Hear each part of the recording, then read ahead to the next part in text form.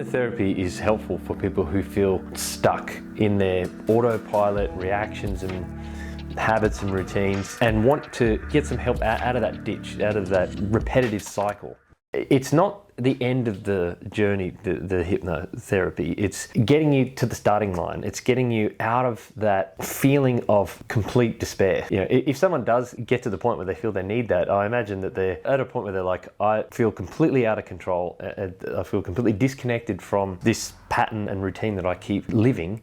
And I need to be connected to that. I need to be able to move and influence that because I just feel completely powerless. The trance work, it has a really powerful impact on your ability to feel connected to your power, to connected to your unconscious, which is your power. After hypnotherapy, people say that they feel empowered, not at the mercy of addiction or habit or routine, and are able to actually make choices in their life now. That's the thing, it's to break the cycle, break that hell loop that they're stuck in, you know. Can everyone be hypnotized? Yes, everyone can be hypnotized. It's important to define hypnosis though, when you say that. You know, hypnosis is not going to be experienced the same way for everyone. If what you're talking about is stage hypnosis, you know, can everyone go into that cluck like a chicken, you know, quack like a duck sort of state?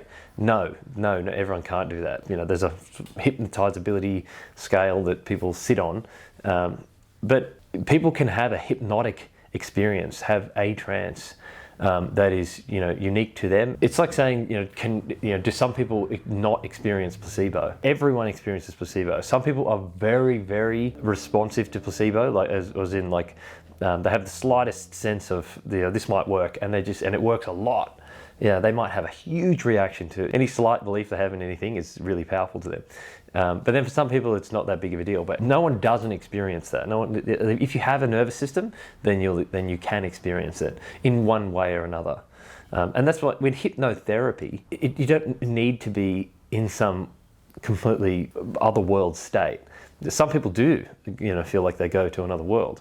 But some people simply have a very meditative experience, and they just feel meaningfully calm and connected to themselves. The quality and the type of trance you have is going to be unique to you, but that doesn't mean that that you weren't hypnotized. And again, it depends on how you define it. And what are the most popular reasons people come to you for hypnotherapy? The most common things I get typically are like smoking, addictions of other kinds, food, weight loss, depression, anxiety. Those are the main things. Is it more successful for certain topics? Are there more challenging topics than others? I'd say weight loss is definitely the hardest one. Well, because like with smoking or drugs or alcohol, like it's pretty simple. There's one behaviour that they want to stop, and then by the next session or by the end of the series of treatments, it's like, well, are you doing it or you're not? But then with the eating, it's like, well, of course you're still eating,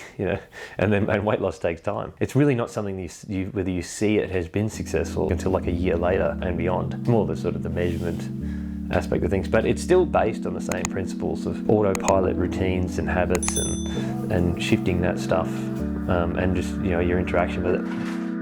So I'm here every week with new insights on how to improve your health, your life, your weight, information and insight you will not get anywhere. So subscribe, hit the notification bell, and I'll see you next week.